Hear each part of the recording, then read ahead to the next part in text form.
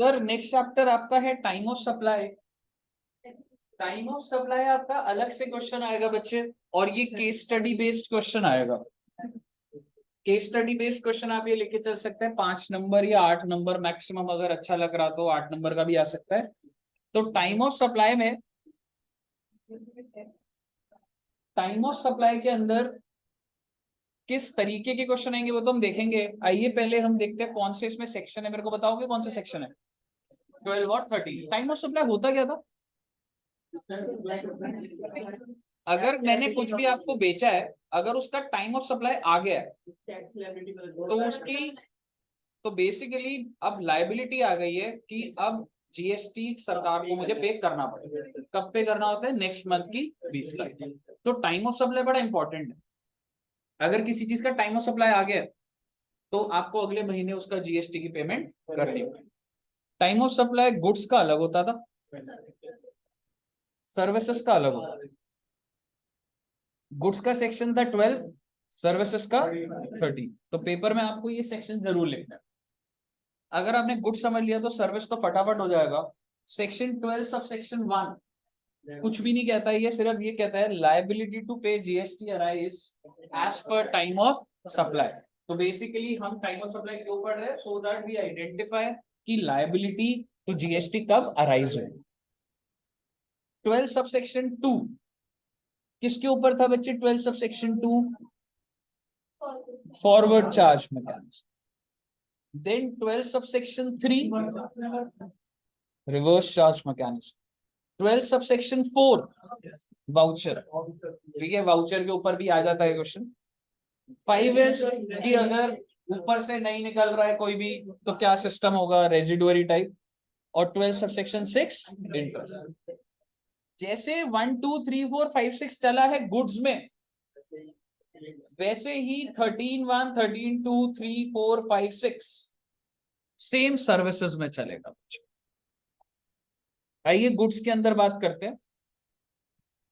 Sir goods के अंदर सबसे पहले मैं फॉरवर्ड चार्ट डिस्कस कर रहा हूं, पहले फॉरवर्ड चार्ट डिस्कस कर लेते हैं। एक सप्लायर है, एक रेसिपिएंट है। जीएसटी कौन चार्ज करेगा फॉरवर्ड चार्ज में? पेमेंट कौन करेगा? To the government payment, but charge किसको करा जा रहा है? रेसिपिएंट। सो अल्टीमेटली बर्डन तो रेसिपिएंट का। और अगर ये रिवर्स चार्ज होता तो क्या सप्लायर चार्ज करता लेकिन बर्डन किस पर होता? और पेमेंट का भी बर्डन किस पे होता? तो बेसिकली जेब से रेसिपिएंट का पैसा तो उतना ही निकल रहा है, आरसीएम में कंप्लायंस और लग जाएगी। और आपने चार्ज में देख लिया कौन कौन से केसेस में आरसीएम लग रहा होता है। पेपर में टाइम ऑफ सप्लाई में आपको बताएगा नहीं कि उस पर आरसीएम लग रहा। वो जीटीए यूज कर लेगा, एडवोकेट यूज कर लेगा, आपको ये पता होना चाहिए कौन से केसेस में आरसीएम लग रहा। 12 सेक्शन 2 कहता है time of supply is earlier of. सरकार टाइम ऑफ सप्लाई जल्दी लाना चाहती है, बाद में लाना चाहती है, क्योंकि जितनी जल्दी टाइम ऑफ सप्लाई आएगा उसी के अगले महीने आप पेमेंट करें। Sorry, time of supply in case of A, time of supply is earlier of, okay, in case of goods. Very good hand writing. In case of goods,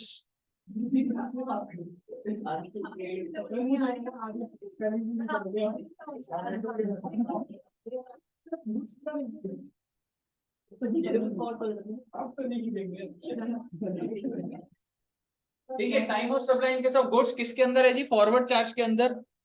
तो सबसे पहला क्या होता था बच्चे?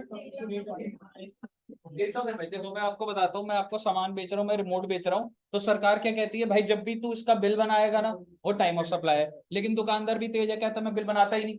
तो सरकार ने बोला हम बताएंगे तो बिल कब बनाएगा।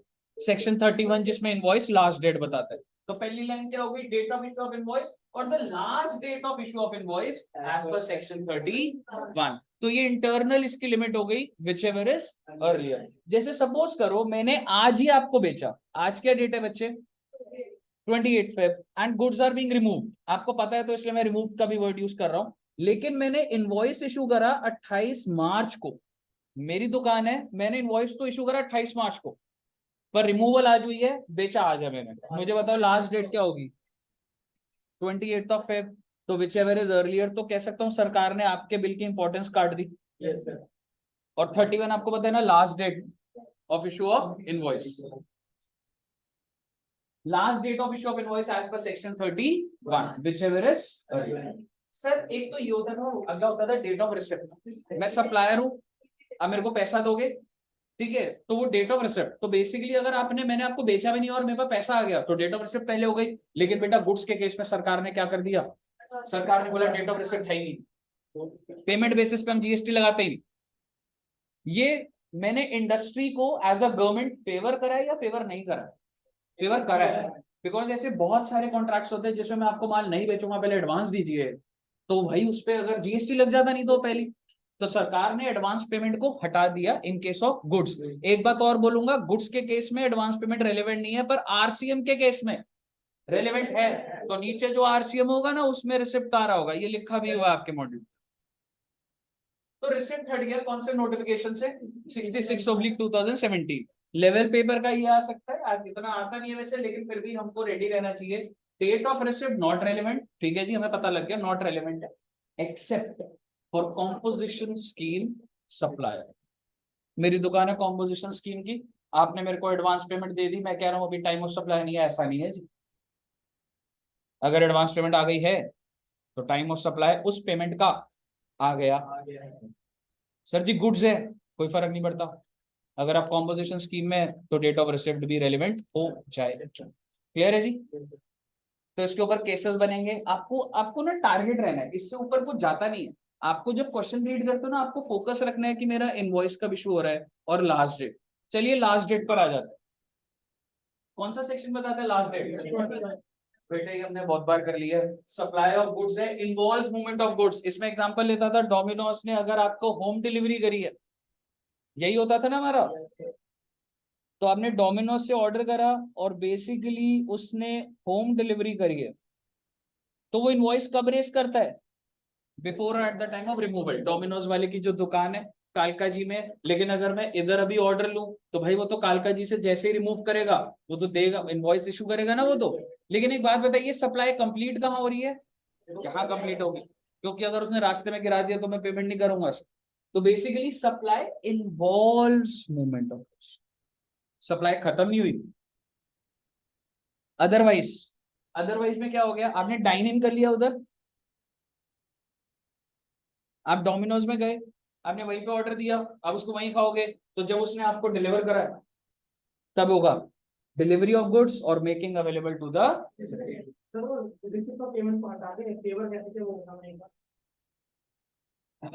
फिर से बोले एक बार, तेरी दुकान है, तेरे को मैंने 2 करोड़ का एडवांस दिया, ठीक है, टाइम ऑफ सप्लाई के रूल है, तूने इनवॉइस तो अभी तक इशू नहीं करा होगा।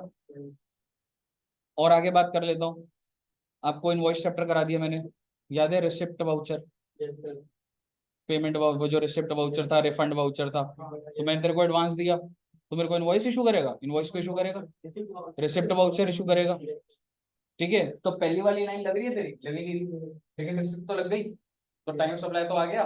तो सारे दुकानदार कहते थे ये क्या कर रहे हो भाई साहब, आप एडवांस पे क्यों लगा रहे हो हमारे, तो सरकार ने एडवांस को हटा दिया, तो बच गए ना आप तुम। Section 31 last date of issue of invoice, सीख ले रहे बच्चे, याद करो बेटे। चलो अभी, चलो 31 की बात हो रही है, कंटिन्यूस सप्लाई ऑफ गुड्स याद है, इनवॉइस में करा था, अभी कंटिन्यूस सप्लाई ऑफ सर्विस भी करा था, गुड्स भी करा था। Continuous supply of goods, goods के अंदर क्या होता था भाई साहब, आपको जब जब सामान चाहिए आप मुझे बताइए ना, मैं आपको भेजता रहूंगा भाई साहब, बार बार इनवॉइस नहीं इशू करूंगा, जब भी एक स्टेटमेंट इशू करूंगा उसी टाइम पे इनवॉइस इशू, याद है, ठीक है। So basically invoice has to be issued before or at the time such statement is issued. बेटे ये मतलब ना सारा रहस्य इन्हीं वर्ड्स में ही है, सच स्टेटमेंट इज इशूड, या फिर अगर आपको पेमेंट रिसीव हो गई है तो आपको इनवॉइस इशू करना। क्लियर है जी। सेल ऑन रिटर्न बेसिस याद है, सर्विस के अंदर कंटिन्यूस तब बोला जाता है जब आप 3 महीने का कॉन्ट्रैक्ट, गुड्स के केस में ऐसा नहीं। सेल ऑन रिटर्न बेसिस याद है करा था, इसका इनवॉइस कब इशू करना होता है, डेट ऑफ सप्लाई। देखो मैंने गुड्स आज तुम्हें दिए और मैंने बोला कि चेक कर लो क्या सप्लाई हो गई है, नहीं, जब तक आप अप्रूवल नहीं देते तब तक सप्लाई नहीं। एग्जैक्टली तो डेट ऑफ सप्लाई क्या हो गई, मान लो मैंने तुम्हें गुड्स दिए, तुमने 10 दिन बाद बोल दिया बहुत बढ़िया गुड्स, तो डेट ऑफ सप्लाई हो गया, तो आपको इनवॉइस इशू करना है। लेकिन अगर आपने 6 महीने तक मेरे को कोई रिस्पॉन्ड नहीं दिया, लेकिन रिमूवल तो आज ही हो गई थी, तो आज से 6 महीने अगर नहीं हुआ तो भाई साहब और अब हम वेट नहीं करेंगे, सप्लाई हो रही है नहीं हो रही, आपको विच एवर इज अर्लियर पे इनवॉइस इशू करना पड़ेगा। देख सपोज कर मैंने देखो आज गुड्स दिए, ठीक है, सपोज कर 1 जनवरी को दिए, हाँ, और देख ऐसे मान ले, आज का डेट ले लेते हैं, मैंने आज आपको गुड्स रिमूव कर दिया, ठीक है, तूने मेरे को ना अप्रूवल जो दिया ना 31 दिसंबर 23 को दिया, समझ रहे? नहीं लेंगे उसको। हाँ जी मैडम, कंटिन्यूस सप्लाई किसका, ऊपर वाला। मैडम देखो कंटिन्यूस सप्लाई ऑफ गुड्स में क्या लिखा हुआ है कि मुझे इनवॉइस कब इशू करना, मुझे डेली में आपको सप्लाई करता हूँ गुड्स, मुझे डेली इशू नहीं करता। आप बोलोगे सर बट रिमूवल, बेटा यहाँ पे नहीं लग रहा ना वो, तो मेरे को डेली इशू नहीं करना, लेकिन जब भी मैं आपको एक स्टेटमेंट दूंगा कि भाई साहब आपको 500 यूनिट डिस्पैच हो चुके हैं पिछले 15 दिन में, I am issuing a statement, तो मुझे इनवॉइस लगा कर देनी है आपको स्टेटमेंट, या फिर अगर आपने मुझे पेमेंट कर दी तो मुझे आपको इनवॉइस देना पड़ेगा। क्लियर है? हाँ जी मैडम।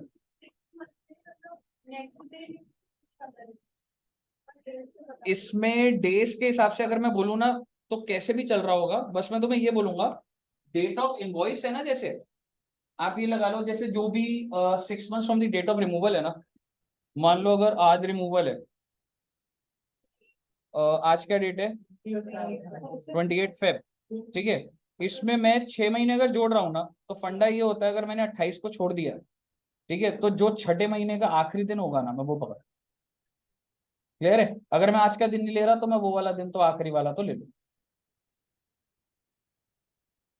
आइए सर, फॉरवर्ड चार्ज के अंदर अगर कुल मिला के निचोड़ निकाला जाए तो पेमेंट कब आई है मेरे लिए कोई रेलिवेंट नहीं है, या तो डेट ऑफ इनवॉइस या date of invoice as per section 31 which ever is earlier, invoice पे ही गेम। आपने एडवांस की बात करी थी तो मैं बात कर लेता हूँ, एक पॉइंट आता है advance up to 1000, advance more than 1000, यहाँ पे कोई रेलिवेंस गुड्स के केस में अगर मैं आपको एडवांस दे भी दूंगा, आपने बिल बनाया 50,000 का, मैं आपको 80,000 दे देता हूँ पेमेंट, आपका टाइम ऑफ सप्लाई 80,000 का आ जाएगा, वो 30,000 का एडवांस जब मैंने बोल दिया रिसिप्ट रेलिवेंट ही नहीं है, कहां से आ जाएगा उसका टाइम ऑफ सप्लाई? तो उसका टाइम ऑफ सप्लाई कब आएगा? जब आप नेक्स्ट इनवॉइस इशू करोगे। सो इन केस ऑफ गुड्स उसका कोई भी रेलिवेंस नहीं।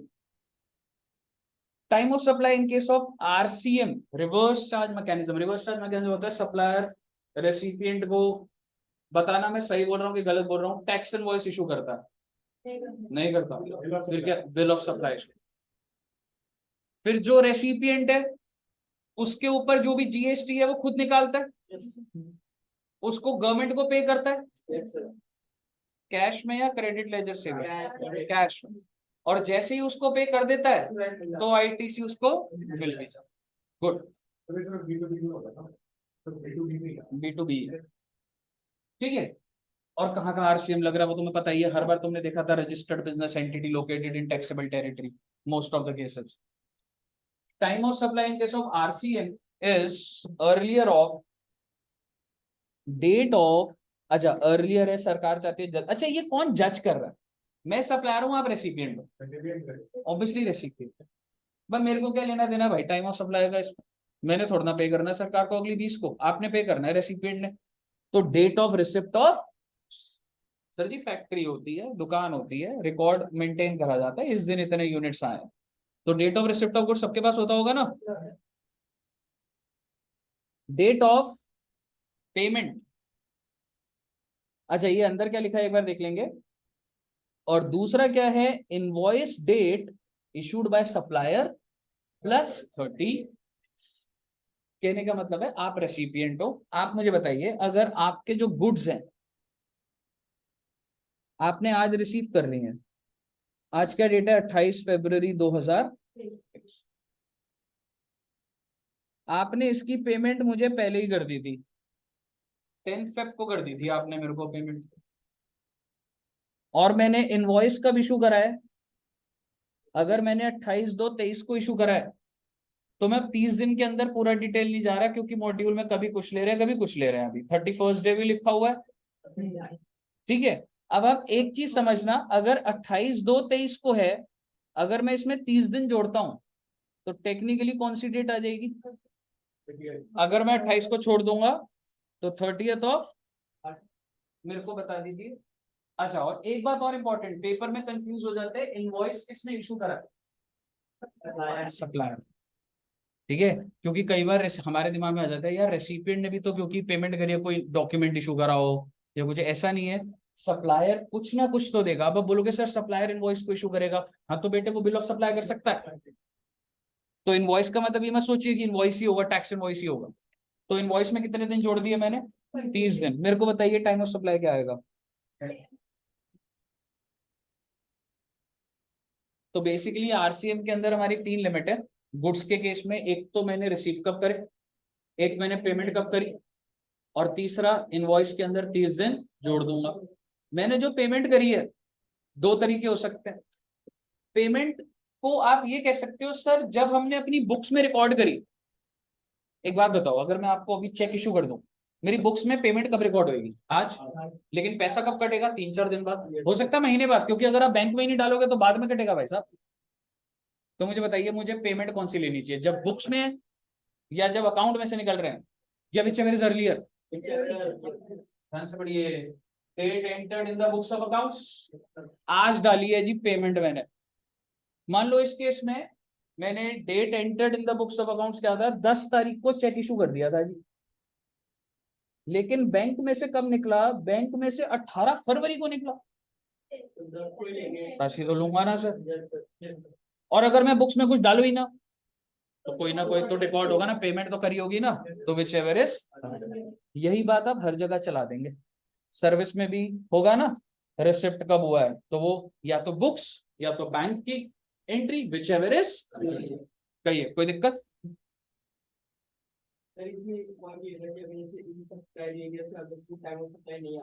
एग्जैक्टली, ये आ गया, नीचे आ गया, नोट आ गया, इसके ऊपर भी पेपर में आया हुआ है। If time of supply is not possible under A B C, आप ए बी सी की डिटेल नहीं है आपके पास, तो it should be date of entry in books of accounts of receipt. कि भैया तुमने अब गुड्स की एंट्री कब डाली है, क्योंकि तुमने कुछ परचेज करा तो तुमने बुक्स में तो डाला होगा एटलीस्ट। अब ये तो मैं एज्यूम करके ही चलूंगा पेपर में, तो बेसिकली बुक्स में कब डाला है आपने, वो चीज पे डेट ऑफ पेमेंट है, उसके लिए तो बता रहा है कि वो पेमेंट की, किसी से भी अगर नहीं पता लग पा रहा, ठीक है। वो जो पेमेंट, वो पेमेंट की बुक एंट्री है ना, और ये जो है इसी के रिसीव करने की एंट्री है sir, in the books of accounts of recipient. Recipient की जो रिसीव की उसकी एंट्री है, पेमेंट की नहीं है। पेमेंट का डेट ऑफ एंट्री कह सकते हैं, date of entry of receipt कह सकते हैं, जब तूने परचेस करी। सर डेट ऑफ रेसिट और गुड और इस वाले पॉइंट में क्या एक बार फिर से बोल। सर जो पॉइंट 8 है, ए है date of receipt of goods, और ये वाला नोट, इनके बीच में क्या डिफरेंस है? नॉट मच, हो सकता है मैंने एक्चुअल डेट ऑफ रिसिप्ट पे ना डाला हो, क्योंकि अच्छा चल मैं ये बोलता हूँ, date of receipt of goods हो गया तो तेरी फैक्ट्री में ना फैक्ट्री रजिस्टर बनता कि फैक्ट्री में कितने गुड्स आए हैं, कितने गुड्स निकल रहे हैं, तो वो वहां से निकलती है date of receipt of goods. समझ रहे? क्लियर है बच्चे? 12 subsection 3। Oh my god, time of supply in case of, बेटे वाउचर क्या होता था, मैंने आपको याद कराया था। सर जी वाउचर होता है, आप मुझे कोई गिफ्ट देना चाहते हो, आपको समझ नहीं आ रहा, आपने बेटे जाके वाउचर खरीद लिया, गिफ्ट वाउचर शॉपर स्टॉप से खरीदा, शॉपर स्टॉप, तो आपने मेरे को एक गिफ्ट वाउचर दे दिया, याद है ना कहानी? तो आपने 5,000 का एक वाउचर लिया, आपने शॉपर स्टॉप को पेमेंट करी 5,000 की, वो आपको एक कार्ड दे देगा, उसमें 5,000 रुपए लोड कर देगा और आपको दे देगा, आपने 5,000 मुझे दे दिया। वाउचर इशू कब हुआ? जब आप दुकान पे गए थे शॉपर स्टॉप। रिडीम का क्या मतलब होता है? जब मैं उसको यूज करूंगा। टाइम ऑफ सप्लाई कब आएगा? अगर तो शॉपर स्टॉप एक ही चीज बेचता है, जो कि बेचता है बेल्ट, तो उसको पता है कि जो भी बंदा आएगा मेरे से लेने बेल्ट के अलावा छोड़ना है, तो क्या हो जाएगा? तो if supply is identifiable eight the time of issue of, क्योंकि जब आपने शॉपर स्टॉप से वाउचर इशू करवाया तो उसे पता है कि मैं यही बेचूंगा, ठीक है, तो क्या हो गया, date of issue of voucher. ये इसमें अपना लोचा है, एक तरीके से सप्लाई तो हुई नहीं है, पेमेंट आई है सिर्फ, पर एडवांस पे तो लग गया ही है। तो आप गिरीश्वर सर की बुक देखेंगे, उसमें ये कहते हैं कि बेसिकली गुड्स के केस में तो ये नहीं होगा, पर हमें मॉड्यूल के हिसाब से चलना है। मॉड्यूल यहाँ पे एडवांस की कोई बात ही नहीं कर रहा, मॉड्यूल सीधा सीधा कह रहा है supply identifiable issue, supply not identifiable, date of redemption of. क्योंकि कहीं ना कहीं अगर मैं इशू ले रहा हूँ तो कहीं ना कहीं मैं एडवांस पेमेंट को कॉन्ट्राडिक्ट कर रहा हूँ, पर वो कर रहा हूँ तो कर रहा हूँ, क्योंकि मॉड्यूल उस पर कुछ नहीं बोल रहा। मुझे बताइए यहाँ पे क्लियर है? तो सर ये यही लिखा है ना, इसमें कीवर्ड क्या है, सप्लाई ऑफ। मैडम उन्होंने वाउचर जो है ना, आपसे कोई पैसा चार्ज, वो सर्विस नहीं है बेसिकली, उसके उस पैसे के अगेंस्ट वो बेल्ट ही बेचेगा, समझ रहे हो, वो बेल्ट ही बेचेगा तो गुड्स ही बेच रहा है, पर टेक्निकली वो एडवांस हो गया ना। तो उस पे हमें कुछ दिमाग ऐसे नहीं लगाना है पेपर में, समझ रहे हो, कहीं नहीं लिखा मॉड्यूल में ऐसे। तो अगर सप्लाई आइडेंटिफिएबल है डेट ऑफ इशू, और अगर सप्लाई आइडेंटिफिएबल नहीं है तो डेट ऑफ। 12 सबसेक्शन 5 बहुत ही थ्योरेटिकल है, बट ऐसा मत समझ लेना कि नहीं आ सकता, पेपर में आ जाएगा कि अगर टाइम ऑफ सप्लाई नहीं निकल रहा तो क्या करोगे, समझ रहे हो, थ्योरेटिकल। तो basically if time of supply under section 12(2) we are unable to find as per 12(2), unable to find as per 12(3) or as per 12(4), if periodical return has to be filed, ये जो भी बंदा है जिसका मैं टाइम ऑफ सप्लाई निकाल रहा हूं, अगर उसको रिटर्न भरनी है पीरियोडिकल जो भी चल रही हो, date on which such return has to be filed. तो आपका डाउट आया था, हैज टू बी फाइल्ड को ड्यू डेट ही बोल सकता हूं ना, क्लियर है, थ्योरेटिकल है बेटे, कोई इसमें सिचुएशन का कुछ ऐसा नहीं है, आपको पेपर में प्योर थ्योरी आएगा। और इन एनी अदर केस, यानी कि पेपर में ना आपकी पहली प्रेफरेंस क्या होनी चाहिए कि अगर नहीं निकला तो if has to be filed, date on which it has to be filed, otherwise date of payment of tax. मुझे बताइए कोई दिक्कत? लास्ट बच्चे, time of supply in case of interest penalty fees, इसको वैल्यू से कनेक्ट करता हूं, जितना भी इंटरेस्ट पेनल्टी फीस होता है वो वैल्यू में ऐड होता है नहीं होता? होता है, लेकिन कितना ऐड होगा? whatever you have received, क्योंकि जीएसटी उस चीज पे लगाऊंगा मैं जो मैं रिसीव कर लूं। मान लो मैंने आपके ऊपर इंटरेस्ट लगा रखा है 50,000, लेकिन आपने मुझे दिया 15,000, तो 15,000 आपने मुझे फरवरी में दिया, लेकिन ड्यू कितना है 50,000, तो टाइम ऑफ सप्लाई 50,000 पे आ जाएगा 15,000। तो बेसिकली टाइम ऑफ सप्लाई इस केस में date of receipt of such, कोई एग्जांपल नहीं, थ्योरेटिकल, आपको सिर्फ याद करके पेपर में लिख कर आना है। मुझे बताइए क्लियर है बच्चे 12 सब सेक्शन 6? सर हमारा ये हो गया है 13। अब मैं आ रहा हूं बेटा सर्विस पे। चलो एक बार ना वैसे 12 वाला रिवाइज करा दो, 12 सब सेक्शन 2 फॉरवर्ड चार्ट था रिवर्स चार्ट, एक बार बता दो क्या क्या पॉइंट उसमें, टाइम ऑफ सप्लाई कैसे निकलेगा? Date of issue of invoice or last date which ever is, date of receipt relevant था नहीं था, लेकिन एक के लिए रेलेवेंट है। आरसीएम में कितनी लिमिट है? पहली कौन सी थी? Date of receipt of goods. दूसरी, मैंने पेमेंट आज करी लेकिन बुक्स ने 4 दिन बाद रिकॉर्ड करी, आज का नंबर। और तीसरा इनवॉइस डेट, इनवॉइस कौन इशू कर रहा है, उसमें कितने दिन जोड़ोगे? देन उसके बाद वाउचर का कौन सा सेक्शन था? 12 सब सेक्शन 4। अगर सप्लाई आइडेंटिफिएबल है eight the time of issue, और अगर सप्लाई आइडेंटिफिएबल नहीं है, redemption of voucher. Then 12 sub section 5 ये कहता था रेजिडुअरी अगर 2, 3, 4 में नहीं है तो periodical return has to be filed, date on which return is to be filed. In any other case, date of payment of tax. Interest के case में, पेनल्टी के केस में ड्यू बेसिस पे टाइम ऑफ सप्लाई आएगा, receipt basis पे। So basically time of supply will be on the date of receipt of such interest. Crystal clear है ना? 13 subsection 1 same बात बोल रहा है वो, ठीक है जी। Liability arise at the time of supply. 13 subsection 2 दोबारा से बेटे फॉरवर्ड चार्ज पे आएगा। यहाँ पर आप ये लेके मत चलिएगा कि आपको एडवांस का रिलेवेंस नहीं है, ठीक है। तो यहाँ पर क्या चलता है, यहाँ पर आपके इनवॉइस कब आप इशू कर रहे हो ये बड़ा मैटर करता है। अगर तो तुमने टाइमली इनवॉइस इशू करा, अच्छा गुड्स के केस में जैसे रिमूव हो रहा था इनवॉइस इशू होना, सर्विस में भी ऐसा है क्या? कितने दिन होते थे? 30 डेज। यानी कि अगर आप किसी डॉक्टर के पास गए अगर आज, तो वैसे तो वो आज ही इनवॉइस दे देता है, बट वो लीगली 30 दिन रुक सकता है। और इंश्योरर्स, एनबीएफसीज 45 डेज। अगर तो आपने, अब basically time of supply depend करता है कि आपने इनवॉइस टाइमली इशू करा है या नहीं करा। आपको पेपर में ऐसी प्रोविजन लिखना पड़ेगा, ठीक है। तो प्रोविजन के ऊपर आ जाएंगे। चलो, अगर उसने इनवॉइस टाइमली इशू करा है तो टाइम ऑफ सप्लाई कैसे निकलेगा? अगर आप पहला वाला देखेंगे, first time of supply is, आप इसको अर्लियर को काट ही दीजिए, यहाँ पर अर्लियर का रेलेवेंस अभी नहीं आ रहा होगा।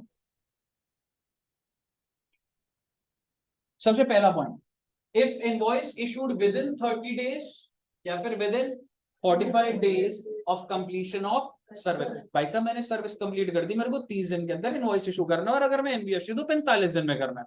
तो अगर मैंने इनवॉइस इशू कर दिया तो मेरी इनवॉइस की इज्जत है। तो इसलिए सबसे पहला पॉइंट क्या आ जाएगा, date of issue of invoice.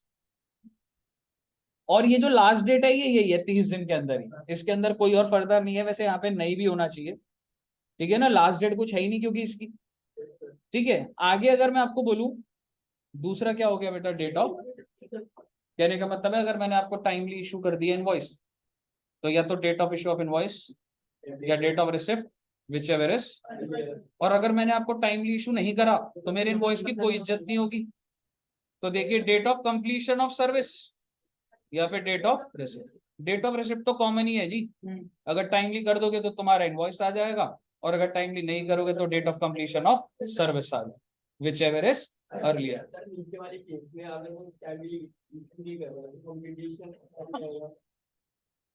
Completion क्या होता है, मान ले आज मैंने तेरे को ऑडिट सर्विस प्रोवाइड कर दी थी, कंप्लीट कर दी, अब मेरे को कितने दिन में, समझ रहे हैं? हमेशा सर्विस कंप्लीट तो पहली होगी ना, समझ रहे हो? आप मुझे बताइए सर, हमें पेपर में क्या लिखना पड़ेगा? यस, ठीक है। तो आपको ना पेपर में ना पहले थोड़ा सा एक फ्रेमवर्क बनाना पड़ेगा कि time of supply in case of services as follows. हाँ, ऐसे नहीं, ऐसे लिख सकते, लेकिन थोड़ा सा इलैबोरेट कर, ये पॉइंट्स में जैसे ऐसे बीच में ही थोड़ा सा इधर ही नीचे लिखोगे और हो गए, ठीक है, थोड़ा सा बस ऐड ऑन करोगे, पर ऐसे लिख सकते हो, ठीक है। तो बेसिकली आपको कैसे लिखना होगा, if invoice has been issued within 30 days,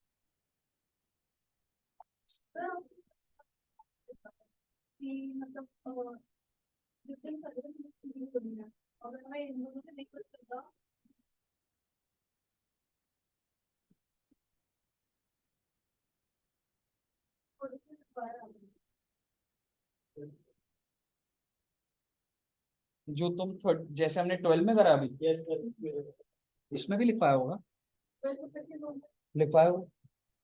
अच्छा, उसमें पहले वाले नोट्स में,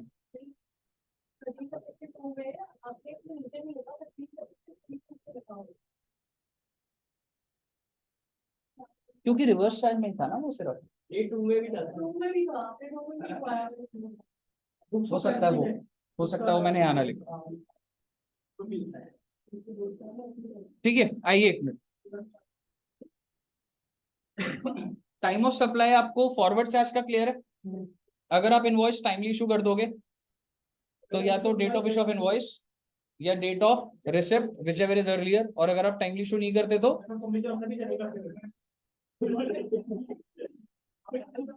date of completion of service या फिर डेट ऑफ रिसिप्ट। और रिसिप्ट के अंदर भाई साहब जब आपकी बुक्स में रिकॉर्ड हो रहा है या बैंक में आ रहा है, विच एवर इज, दोनों केस में बेटा वो मैंने सेम लिखा हुआ जो ऊपर आ रहा है ना। अब मैं आपसे आरसीएम की बात कर रहा हूँ। आरसीएम में 12 सबसेक्शन 2 में 3 लिमिट थी, और 13 सबसेक्शन 3 में कितनी है? क्योंकि जो पहली है ना वो date of receipt of goods है, सर्विस के केस में date of receipt of service नहीं होता है, तो इसीलिए date of receipt of service हट गया है। लेकिन अगला पॉइंट तो सेम है, डेट ऑफ पेमेंट यही था, वहां पे भी सप्लायर ने कब पेमेंट करी है। लेकिन यहाँ पर क्या चेंज है, थर्ड वाले में invoice issued by the supplier, उसमें कितने दिन जोड़ने होते हैं बेटा, 60 डेज जोड़ने। तो इन दोनों में से विच एवर इज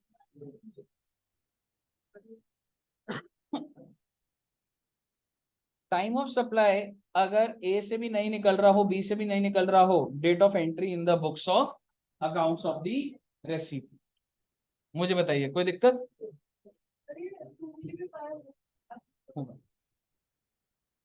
ठीक है, आइए सर जी। उसके बाद 13 सबसेक्शन 4 वही वाउचर का आ गया। अगर सप्लाई आइडेंटिफिएबल है तो date of issue of voucher, और अगर सप्लाई आइडेंटिफिएबल नहीं है date of redemption of voucher. 13 subsection 5 दोबारा से वही है।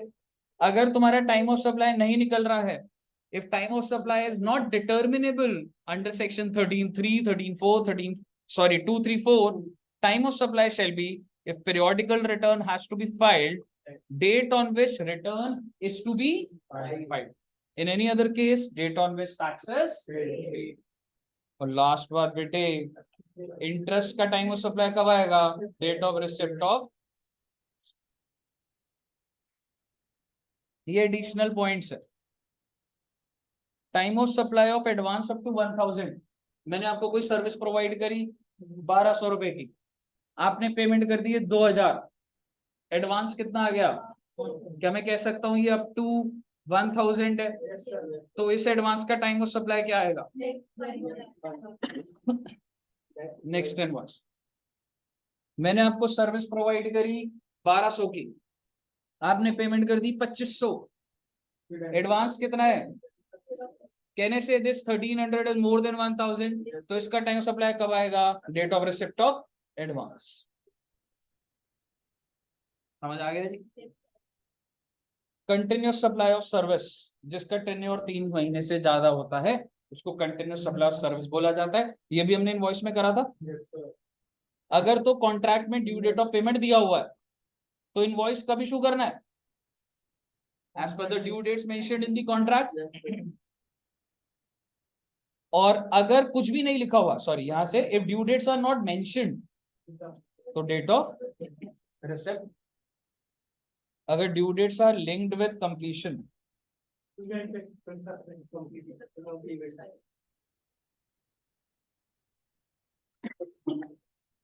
if due dates are mentioned तो due date, no due date mentioned date of receipt, due dates are linked with the completion, तब क्या लूंगा, ऑन और before the date of completion, जो भी माइलस्टोन मैंने आइडेंटिफाई करा होगा। सेसेशन ऑफ सर्विस, मैंने आपको बताया था भाई साहब, बीच में हो सकता है रिलेशन खराब हो जाए, सर्विस प्रोवाइड करना बंद हो जाए, तो मुझे जितना मैंने काम करा उसका इनवॉइस इशू करना होता है। कब इशू करना होता है, जिस दिन सेसेशन हो गई उसी दिन। तो टाइम ऑफ सप्लाई कब आ जाएगा, डेट ऑन विच सप्लाई।